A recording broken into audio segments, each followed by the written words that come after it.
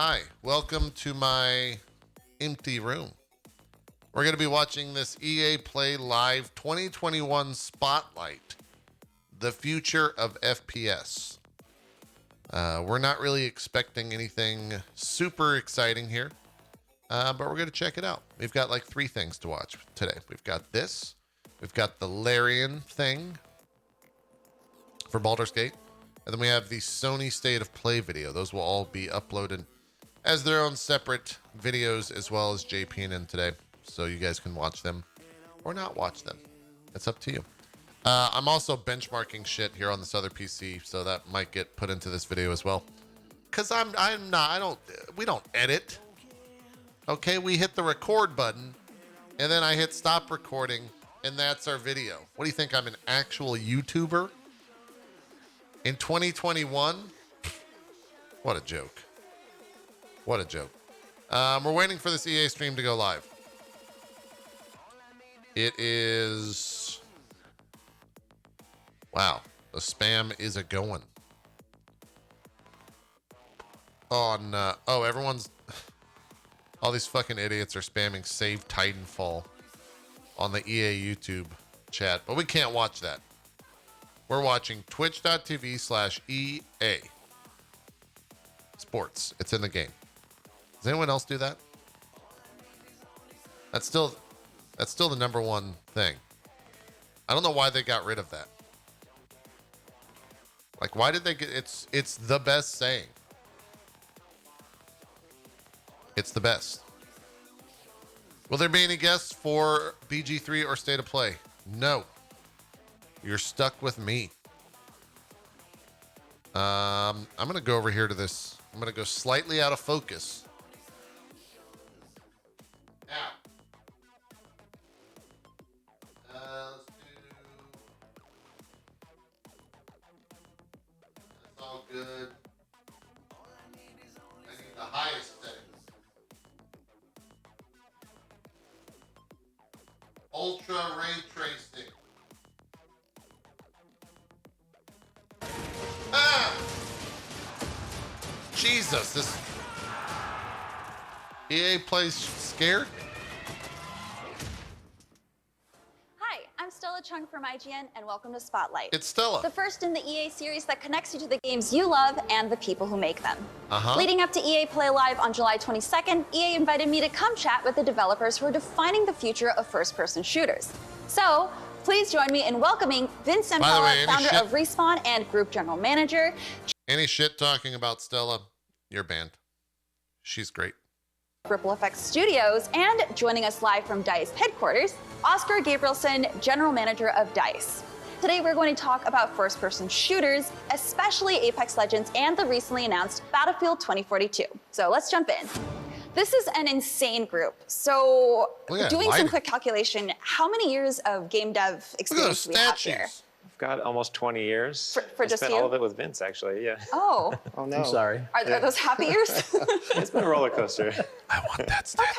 Okay. And No, how they've about been you? good. So I've been with DICE for 20 years as well, but with Vince only for 2 years. So 2 good years, though, really good years. I like that you specified that they're 2 very good Vince is a years. god, by the way. Oscar, how about you? I'd say 24 years. Kicked off early with modding community back in the Counter-Strike and Quake days. Since then, came into DICE, north of 10 years ago. So it's been a thrilling ride of many different shooters across the years. And this is the first time you guys are talking? I think we all individually talk all the time, but just Okay. as one group, we haven't all been together Oh. like this. So this is a very powerful group then. That's a pretty, that Battlefield statue's not that good. It's like I'm a actually very powerhouse weak, of so. FPSs. I'll take this one, though. The Apex Games are where the champions are crowned, but the arenas are where legends are made. So Apex Legends took the world by storm, launching just over 2 years ago, and you had no advertisement before. So do you guys have any stories that you can share with us? Well, I recently just wrote a blog on our 2-year anniversary, kind of talking about how we kept the game a secret and did the Beyonce drop at the time. So we kind of copied her strategy there. Always go with Beyonce. Yeah. And you win. Flawless. Exactly.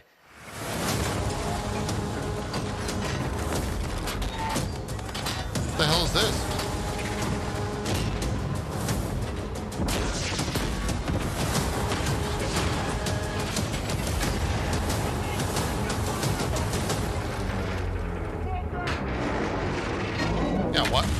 hell? You revealed Battlefield 2042 to the world last month. Oh, that was a weird cut. How does it feel to have the news finally out there? Well, I think the theory is when you build a game and you're kind of looking forward to announcing it, you're supposed to feel excited and pumped and thrilled and all those kind of positive words. Yeah. The honest reality is pure agony the last couple of weeks before you show off a thing. You know, you have teams that spent years, that was very much hundreds and hundreds of talk creators about creating these games, and then you get this final Yeah, moment we're gonna where roll you get it to show back. the game Okay. to the world, In and 5, you never 4, know 3. what the reactions are going to be. But of course, super happy to be able to show the game to the world. It's something we're super pumped about. So tell us about the game and its trademark game events that are truly next level. You know, not many times in your career do you get the chance to go through a console transition. So when we got the chance now to work on a new generation of consoles, it really enabled us to rethink some of the kind of core building blocks of Battlefield, delivering a game at a scale we've never done before. And it comes both on the land masses you play Battlefield on, but also the player counts. You know, getting the chance to play with 128 players on an army scale kind of warfare setup. We added a lot of really cool gear to the game, things like grappling hooks, wingsuit. And then for some really cool reason, we like to say, like, what about a real-time tornado? Real-time tornadoes are cool, right? What about adding one of those to Battlefield? And then what happens if you take that and you combine it with a wingsuit so you can kind of propel yourself to the other side of the map? You know, these tornadoes, they kind of help in kind of grand way when you play. There's been more than a few playtests in which you're in this really intense situation where you're honestly pretty screwed. And then a lovely tornado shows up and just sweeps all the enemies in front of you. I wonder if they cut like, that Apex stuff because high of the five, recent Mr. Tornado. drama. And I think those kind of really big Levolution moments that we're introducing as part of Battlefield 2042 is what makes the game special. And by you drama, need to play on your toes every single second because you never know what Mother Nature throws at you. Can you shoot like into and out of the tornado? Of course you can shoot at a tornado. And that's one good way of understanding that the storm's actually approaching is just kind of looking up at the trees. If they're starting to bend a bit too much, you probably are supposed to start running because you're going to get, swept up by that tornado sooner or later. Can you tell me how long the team has been working on the game? Yeah, so this is a 3-year cycle for us, and that really has enabled us to both take a big leap when it comes to tech. So we're running on a completely new version of Frostbite, which has enabled us to push both visual fidelity and core gameplay as a result. And really to kind of hone in on the concept. You've seen us talk about our no-path specialist, our new characters, and we've invested a lot of time and kind of love and passion into the storylines and the worlds and the war we're portraying. If I'm on an American server, so DICE and DICE LA have had a long history with Battlefield. We're going to stop that tornado by shooting it. But before we talk about their history, DICE LA just rebranded. Why is that a question? So can you tell us all about that, Christian? Yeah, so the studio was formed 8 years ago as a way of expanding the capabilities that DICE had to build Battlefield. We wanted to push this idea we shoot that we our have tornadoes. in the studio where we really want to drive quality in everything we do as a studio. And in order for us to do that in a really good way, we believe that you need to be good at listening. You need to listen to the people that work in the studio to kind of find these good ideas, these kind of nuggets of good ideas that we then try to turn into something real. And that sort of is ripple effect for us. It's this idea that great things have small beginnings, and that's kind of what a ripple effect is.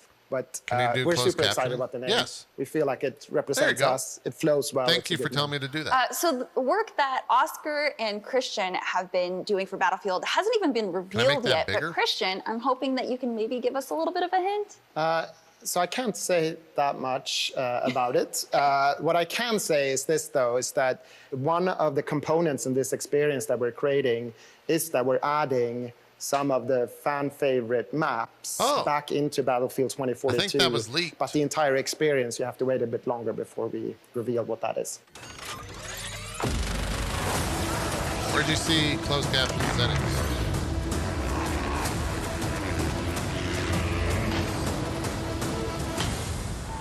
The team at DICE announced Hazard Zone at the reveal, but didn't say much.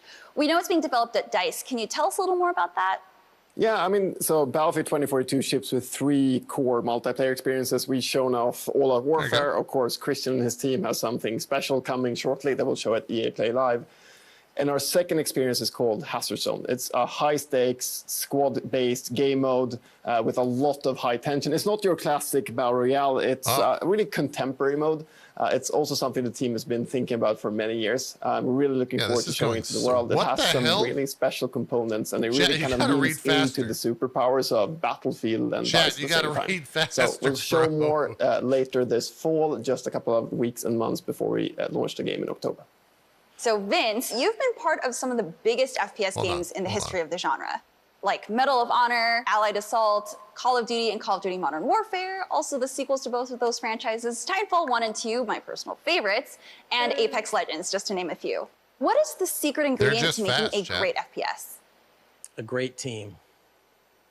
That was immediate. I love that. Yeah. I think it goes back to something Christian mentioned, which is finding nuggets of gold within the team members themselves and putting them into the game, right? Building a great team where people are controls when they show and hide. Have this initiative and they're passionate about making games. Ideas come from anyone, and so if you put the right people in place, then those ideas just sort of happen, assuming you have a collaborative culture and a place where people feel like they can speak up and pitch ideas. And not all ideas are good. Like, you have to be, like, we'll throw out ideas and, you know, I'll say something and Chad will say, that's stupid, we're not doing that. Okay, and he's probably right most of the time. What was an idea in Apex that you guys threw out? Besides Titan, because we all know everyone's been asking about Titans. There's a lot. Coming off of Titanfall 2, we had a lot of the Titanfall 2 mechanics in the game, like the Titans, and that was something that we decided to cut, as well as wall running and the jump packs. And I know those are all favorites of Titanfall players, but they added to what we call Brownian motion in our game, where players can sort of be anywhere at any time, and we wanted a slower paced, more predictable combat where the game was pretty good. You know, you can predict when someone goes around the corner, like, you know, the possibilities of where they could be, and not that they can be anywhere. And then the Titans just sort of, you know, were a weird balance. They were sort of, how do you make them powerful enough that you feel really cool when you're in a Titan, but not OP? We had drop pods at the beginning instead of jumping out of the plane and sort of doing the skydive. We had a map that you would pick where you would drop and sort of just instantly dart down in a drop pod. But, you know, we found during playtest that giving players more time to reposition and see where other players are going and rethink strategy was more fun.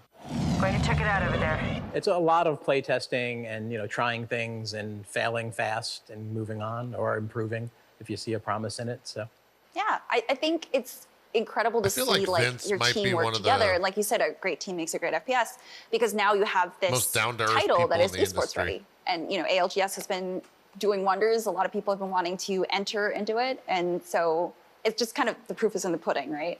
Yeah, we're really glad that people are playing it competitively, and ALGS has been great. Just held the championships, so that was really cool. Really big prize pool, so that's been exciting. Looking forward to doing it again next year. I know you mentioned your team with Ripple Effect now, so would that kind of be your same answer? Yeah, of course, Key is a great team. I mean, that's how you succeed. The other thing that I really like is, and I think that's something that the Battlefield franchise has done well, is not being afraid of taking risks and not saying no instantly. So if someone comes up with an idea, like having a tornado real time in the game, someone doesn't just say, that's insane, cut. Instead, it's like, yeah, maybe that could work. And that kind of what if question, I think, is super important. So you take some risk, like we introduced Destruction back in Battlefield Bad Company 1 into the game, which wasn't necessarily from a development point of view a sane idea, but it was a cool idea and we wanted it, so we kind of pushed for it, even though it was really difficult to do. But then, like Vince said, you have to balance that with being bold enough to cut things that don't work as well. And that is actually more difficult than it sounds. It's difficult to cut things that you've been working on for a long time. So I think that balance got a lot of white noise in the mix. Then turning to Oscar, is there anything that you've had to cut from previous games that you've worked on that kind of made you feel a little bit sad? Oof. I have one that I miss, every single day. We'll hopefully get it back in, some Battlefield version. It's actually something we did back in the Battlefield 4 days called Tablet Commander. So you might remember you could actually join into a 64-player Battlefield session on your tablet, either an Android one or an iOS one. And we even had voice over IP support. So you could kind of call in supplies, do a bunch of things from the iPad. And the reason I remember it so well, it was actually the same year I got my first kid. So I couldn't sit in front of a console or PC, but what I could do is I could carry my kid on one arm and I could have my iPad on the other one and I could scream at my squad and give them squad orders. So we just need to get Tablet Commander back. And us not having it in the next couple of games is still really frustrating. frustrating me. So we have to fix that. Do you think we can make that happen? Hopefully at some point it will be back in the game. I don't know, though. Let's do a classic, Christian. You and I this weekend, Oscar, let's write some code. Yes. How hard can it be? Yeah, I love the commander feature as well. That's a good call out, Oscar. So going back to Apex, Chad and Vince, By you guys the have been way, able to you're knock it out of the fired, park with every motherfucker. season launch.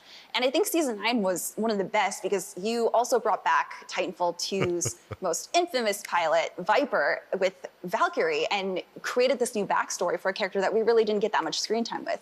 How do you guys keep doing it? Well, our writing team just loves Titanfall, and they're trying, every moment to try to squeeze something in. We've seen that the fans really love it too, and so when there's an opportunity, we obviously want to do it.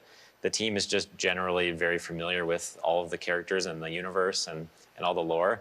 So sometimes it's a natural fit, and sometimes we just When do you think they announced we'll pull Titanfall in 3? Ash to run the arenas or something like that. It's all in the same universe, so it happens fairly naturally. I think I saw that you guys even pulled in a community member to the writing team, right? I think that's incredible. What was your decision-making process on that? Yeah, as the game gets bigger and we've got, more devs working on the game, we needed to really document and start cataloging, our lore and what Didn't we've done, what we Titanfall 2 haven't and a done, Battlefield and who's who. game come out And like so he'd 1 already week been apart from essentially each doing other? that for free. And so we just reached out and asked if he wanted to work for us. And now he works at Respawn, and he's sort of our lore expert now. Oh my God, that's amazing. Yeah. I mean, the universe is something that we're building on, and we have big plans probably for never in the wanna do future. that so again. it's really important that we keep Keep our a heads straight record. on everything, because it's not always easy. Yeah, and I noticed that you also brought in, I think, community artists for all the Apex panels and even on Twitter, not even just in-game. So how do you find these people, these artists, and how do you pick them? Man, there's been so much good art. We don't ask for it. They just post it. And it's amazing. Thank you all. It blows our minds. So we've done a bunch of things with the community, and honestly, we're just getting started. We're gonna, hopefully do a lot more. We've reached out to a few people, and they've done some comics for some of our seasons. We just partnered with someone in the community to do an animated Pathfinder video. Game over. Thanks for playing. And yeah, just getting That's started. There's so many amazing artists out there, and we're also hiring, so they can always. Oh, Chad, how Always come apply none of also, you are but this they're doing great talented? work. What are you that's doing? amazing. I Nice think job it's so getting that cool. in there. Come on. Yeah. We need some of this shit. I think that's amazing that you've been able to tie the community into this and kind of give back in that sort of form. I love it so much. Even the casual comics that I see retweeted on the Apex Legends Twitter account, I think it's really cool that you've been able to bridge that gap between people who are so passionate and aren't necessarily developers or in the gaming industry, but they just want to share their love of the game. And you guys have embraced the community. Too much work. Incredible. I'm right there with and you. we've been partnering with them to right, I'm actually right there with you. help get them actual lore so they can release their own comics and things that are actually, like a legit backstory, and it's not just their own creation. But Yeah, I think that's awesome. Some legends fight for fortune, others answers. But we shall all be forged in the glorious realm. Mirage, quiet. What was the inspiration for Apex Legends? Well, we were really passionate about making a team-based game, and we initially were prototyping with different classes and how do you create team play. And so some of our early legends were Wando. like Lifeline, being the combat medic. Pathfinder came over from Titanfall 2 and sort of naturally found some abilities. That was fun. But I think once we honed in on making the game about the actual legends, not so much the abilities or the gameplay, but more through the eyes of these legends, that's when the game really took off from a development point of view. And a lot of the team just got really passionate about the actual legends themselves and who they are. And then things start lining up and making sense, like why is Bloodhound doing these abilities? And I think that's when the team sort of became aligned and started working together. We talk of victory and slaughter. Yeah, and I think we were looking at what was happening kind of as we progressed think after Apex Titanfall is the 2, best like BR where we for would my take interest. multiplayer and kind of looking at, the Battle Royale space and it kind of blowing up, and we wanted to take that and do something new and unique with it. So kind of combining the, the character-based play with that just made sense. Yeah, and I think you guys said that you want to expand beyond Battle Royale, which was evident in Season 9's arenas. Can you guys give us a hint at what else you might be planning going beyond Battle Royale? Yeah, so Battle Royale will continue to be a primary focus for us. That's that's the roots of the game. But we have been trying to expand beyond Battle Royale because we have what we think is a really great combat loop and a fun core gameplay. And so we're trying to offer more ways to play. So we just released arenas in Season 9. And in Season 10, I can confirm that we'll be releasing a ranked version of Arenas. The rules Are those are arenas simple. good, chat? Whoever survives wins. So I'm very curious, what FPS defined you as a developer? So for me, it's the first FPS game I shipped, which was Battlefield 1942. It took off, became a huge success. So kind of everything there on that journey, building Oh that my game God, and you remember that experiencing the game? launch. I mean, it's one of the greatest, I guess, memories I have in my career. So that's the game that defined me. I just realized you launched with 1942 and now it's 2042. How do you feel about that? I feel really good about it. So when I love the name, so I think that was a great choice, going back to our roots in a way. So I love that name and I love it sort of coming together. What about you, Oscar? Yeah, I have to go back to my classic Counter-Strike days. I know I spent decades and decades, it feels like, in the game. I still, like on a rainy Sunday, instead of actually playing like proper multiplayer games, I will just join an empty Dust 2 server and I will work on my smoke grenades just to make sure. I don't know why. I haven't given up on that dream of becoming a pro player. It'll never happen, but it's still my go-to game on a rainy Sunday. And what about Vince? I'm very curious. What he means Probably is like on work Doom, hours. because the modding, we spent a lot of he time does. like making mods and trolling our friends as we played, kind of LAN party style. And then playing probably Quake 3 Arena I knew was Vince probably was a real like one. the game that I had the most fun, playing competitively. Do you think you could have gone pro in it? Oh gosh, no. Chad, how about you? Yeah, I'm kind of surrounded by my idols here because I grew up, as far as multiplayer gaming, playing a lot of Battlefield 1942. And then what got me my start in my career is actually playing and modding Medal of Honor Allied Assault, which is a game Vince made. So, and then, that's how I met Vince and got my job and all that and started working on Call of Duty. How does it feel, like, hearing all this right now? It feels really good, of course. Yeah, it's great. But I mean, it's like we're all fans of each other's work. I mean, I love playing Allied Assault. Modern Warfare was amazing. I used to play a ton of Counter-Strike as well. I think maybe most of us did. That was a ton of fun. So when are you and Oscar going to team up for CSGO? That's a good question. I'm pretty sure Oscar is way better than I am. So Well, I don't maybe know. he can Or coach maybe you you. can carry me, Oscar. Yeah. I think that the five of us, on this call, we're all great in theory, at least, and that's a really good start. The question is if we can translate it in a good place, but maybe we can schedule something for this weekend. We just need to finish these games we're working on. Yeah, I think people assume that we're good at the games we work on, but no. like it's this weird thing where you put out a game and instantly you have like an hour window maybe where you know the tricks better than the players, and then they just surpass you like that now. It's crazy. Actually, I'm really curious. How many times, like, what is a moment where you've seen a fan post gameplay of something that you never thought was possible in a game? Every day. Every day? Is there like a favorite moment? What was the curved bullet thing in Titanfall? Curved bullets? I don't remember that one. Yeah, where they used the warp thing and they would curve bullets and hit people. Oh, yeah. Yeah. I'm so glad I wasn't playing against them. Yeah, anytime we release something new, also, we think it's like What? really well balanced, and then we I release didn't know it. that. And we just like, oh no, people are doing that with it. It's awesome. Love it. Okay, what about a battlefield moment? Because I know that can get, I mean, you're adding a tornado now. So what is one of the wildest battlefield moments that you've ever had? I remember actually, which was kind of bizarre, we were playing against a bunch of journalists on BF 1942 early on, and they took the And we B-17 absolutely and started shit on wing them. walking on the B-17. So the entire team flew on the B-17, walking on the wings. That was an amazing moment that, like, Yeah. we didn't even know that you could do. Yeah, I mean, I think one of the kind of magic pieces when it comes to Battlefield is this notion of like what people can do in a social construct. And I mean, and many actually of the Easter eggs we produce across the years in Battlefield really are all about players coming together and doing things together to unlock something unexpected or crazy. Gotta mention Jack Frags in the EA video. So there's some magic sauce there in Battlefield that really works well with the community.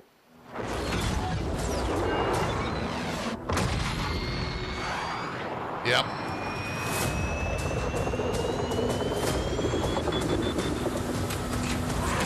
I'm blocking it. It says the reveal trailer. That's like a pretty well-known moment. So earlier this year, EA moved Need for Speed to go all in on Battlefield. Can you tell us how that works with a total of 3 studios and EA Gothenburg supporting specifically on Frostbite engine tech? Yeah, I mean, I'd say on a That was normal a year, it would scripted be question. borderline impossible to pull in that many studios to build a game like this. But I think this COVID Brendan's environment we've reaction been was in means amazing. that it's I actually haven't seen this. Do you have a easier link to to that? scale teams because we're all in the same kind of infrastructure, Zoom meetings, virtual whiteboards, virtual playtests. You know, everything has the word virtual ahead of it. So this is by far the biggest Battlefield team we've ever had, and that's really enables us now to ship these like 3 core multiplayer experiences as part of the Battlefield 2042 launch. But it's been a grand adventure. A couple of months left, and just kudos to everyone in Gothenburg, Guildford, LA, and of course the team back in Stockholm. Everyone's come together, and it's honestly not only those folks. There's been engineers and artists and audio designers from kind of every single corner of the world across Electronic Arts helping out on this game. And I think you've seen it when you've seen the reveal trailer and the gameplay assets. It's really shining through. So kudos and thanks for all the help.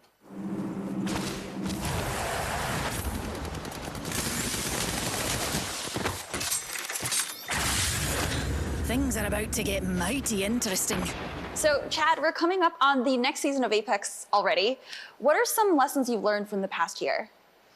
Yeah, there's been a lot of lessons. I think from a development perspective, That's a pretty awesome video. Make sure that we're might giving show that everything later. enough time to be good before it comes out.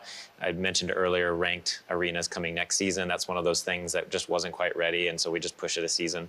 I think early on we were probably trying to hold to our guns and release things on schedule, and now I think we're a little bit more flexible with that sort of thing, and I think the players have responded well to that. We'd much rather release something when it's really good and ready than to just get it done on time. Yeah, I don't think everyone realizes how much time some of this takes. Cleaners are here, Chad. Characters are, we've gotten it down now to only about a year. It's a little bit more, yeah, a year and a half or so. So we spend a lot of time kind of honing them, so it sucks to rush it out at the end, with things. We want to be able to have the time to make it perfect, or as perfect as we can. Out of curiosity, for the body. how long would a Yep. map take to develop? We're generally about a year and a half from when we first start doing blockouts to shipping. What about map changes, actually? Is that any easier than doing full map updates? It's definitely a lot easier. Like a map update is generally about 6 months. So we're a couple seasons ahead on those. And then a town takeover, we're usually about 1 season ahead. So, And actually, I'm very curious, how long does it take to make a map in Battlefield? Somewhere between 6 and 12 months based on size, complexity, is it a new biome, new gameplay opportunities. It's a bunch of time to pull that off, especially our big player counts. It's just a massive challenge really balancing everything there. So then that kind of begs the question, how hard is it to run a live service game? a lot harder than we thought. We're still learning how to do it, I think. It's kind of, we get better every time, I hope. And I think there's a lot of content, it's a lot of testing. The good part of it is you can put things out there and try things and not being afraid of things failing, but that puts a lot more onus on the team to create content that the fans, they need to last an entire 3-month season and have enough content to keep people coming back and engaged and entertained. You'll see. Yeah, we look forward to it. Yeah, I was going to say, is there any advice that you'd want to give Christian and his team? I'll let Chad answer this one. If I could go back, treating I Battlefield think as the a only live advice service? I'd give myself was to make sure that you've got the pipeline and the tools and the team I'll be right ready back. to start creating that content. Because for us, we were all in on launch. We launched the game, and then it's like, oh, this game got popular. We have to do like a season 1. What are we going to put in it? And we had very little content ready to go. Yeah, the first couple seasons were a lot of work for the team. Yeah. We've slowed it down now and kind of balanced, we want quality of life for the team too, so we kind of always try to ride that line, but the first couple were We were also just very used to 2-year-long or more development time and then a big release. And it was the same for the release of Apex. So we had never done, how do you ship something in a month or in 3 months even? And so we just had to completely change the way that we think about development. So Oscar, I'm curious, after hearing all of these stories, how are you guys preparing for Battlefield 2042's live service? Of course, we've had the Battlefield 4 live service we did together with Christian and the team over in DICE LA. We had Battlefield 5 just recently. We took Star Wars Battlefront 2 on quite a journey, adding new content and updates, evolving that game a whole lot after launch. So we have a couple of tricks up our sleeve as we get to the live service for Battlefield 2042. And many of those learnings actually came from Apex Legends and all the great work the Respawn team has done with that game. Yeah, I mean, with this job, you kind of get to learn new things every day. We constantly grow and change and push the boundaries. So it's one of the most exciting things about doing this. Yeah. You also feel like when you release a game that you worked on for that long and you're done, my experience, the team kind of feels like they wish they could have done this or that. Yeah. It's never quite done, right? It's sort of the artist mentality. So the nice thing with live service, it's like, well, it's not done. You can keep doing, you can keep changing, you can keep polishing or doing whatever you want. So there's a benefit.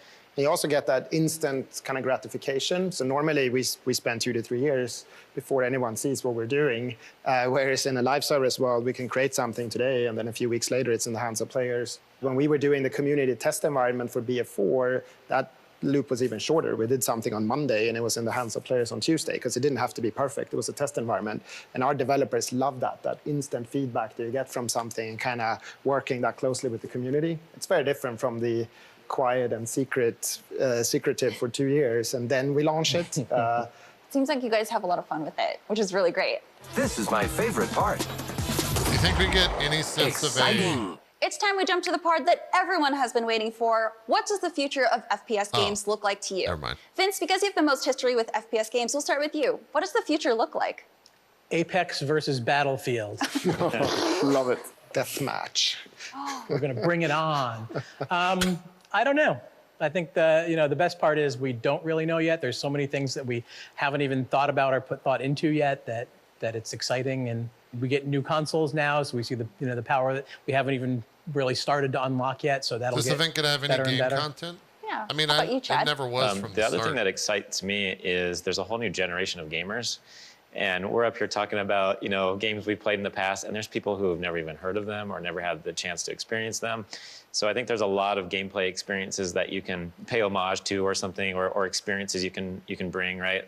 Respawn just made a World War II game, for instance, and I grew up on a World War II game that Vince made, ironically. And I think a lot of people experienced it for the first time and learned something about World War II. And so just opportunities like that. There's a whole new generation of Wasn't that game gamers, and not very so that's good? exciting. Christian? It feels like there's so much I more didn't we play it. could do and should do on the kind of social side of our games. If you look at the think that was the traditional VR sport, you game. could you could go outside and just kick a ball or throw a ball, and you can watch it on TV, and you can go to a stadium and watch it, and you can participate in fantasy versions of it, and it's like it becomes more than just that actual game. Whereas I feel like we're only at the beginning of that, where we can turn it into more of a social Was it thing, Oculus where only? you hang out in this world, in these worlds that we create, not just to compete, but also just to be there with your friends. I think there's a ton of exciting potential there. Oscar, I'm very curious as to what your answer is. Cloud computing has really changed a bunch of other industries, and gaming kind of barely touched on it. So if you think about a game like Battlefield, we have things like AI in the game now, destruction, actually procedural level creation. And the next-gen consoles, there are, of course, super powerful. But if we move much of that logic out to the cloud, which is kind of servers in other language, we can do some really high-scale computing that we haven't been able to do in the past. Destruction, visual fidelity. And I think it's just a couple of years away, and then you'll see some pretty cool shooter games out there, I'd imagine. But we'll see. Soon, trademark. Battlefield 2042 being one of them? No comments. Oh, okay. So, Chad, That's where what he should we reveals expect from he's EA Play actually Live CG, on July Chad. 22nd? Yeah, so our next season is rapidly approaching. So we're going to be unveiling some new information around our upcoming season, including some information about our next legend. He is very interesting and unique in many ways, and I think players will be really excited to learn about him. I'm very excited to learn, and I'm assuming know you who can't that share is yet, more Chad? about that, but I'm so excited. So, Oscar, what should fans expect from Battlefield 2042 at EA Play Live on July 22nd? So I think it's that mode that was on a whiteboard for many decades and many years and never kind of happened. And now Christian and his team and LA have been, orchestrating and building it. So Christian? Yeah, I mean, it's super exciting, and of course a bit nerve-wracking, kind of showing something for the first time, but hoping that the players, the community, really hyping up whatever this will game really mode is. embrace and like what we're going to show them on July 22nd. Yeah. I think they will, Christian. It's cool. It's really exciting. It's cool. It's really cool.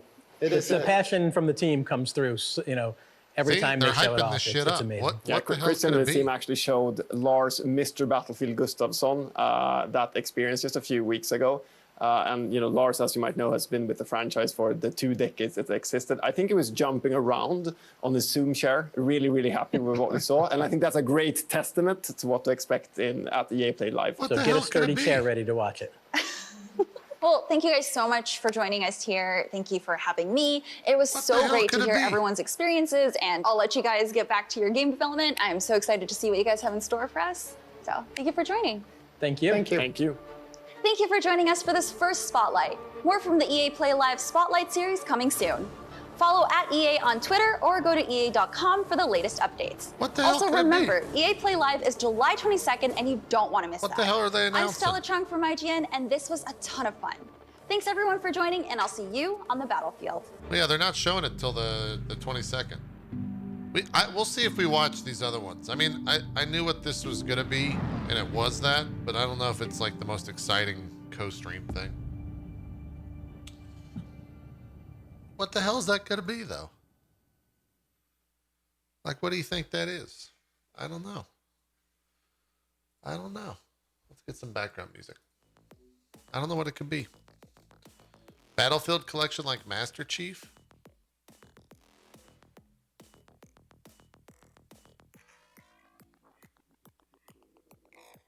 I mean, that would...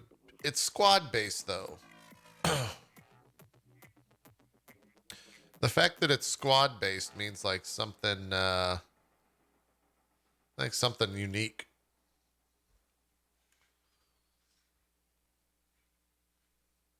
You know?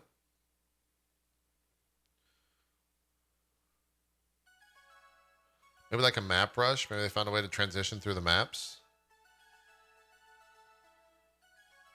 Maybe.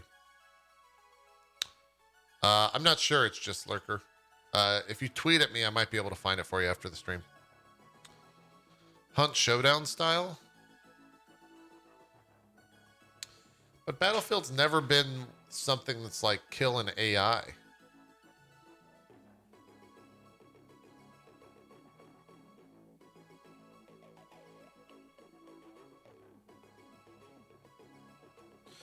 The rumor is that it's every previous Battlefield vehicle, weapon, map all in one place, so you can have World War II tanks versus modern stuff.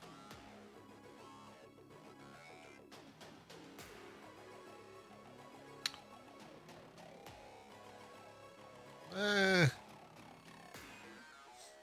don't know.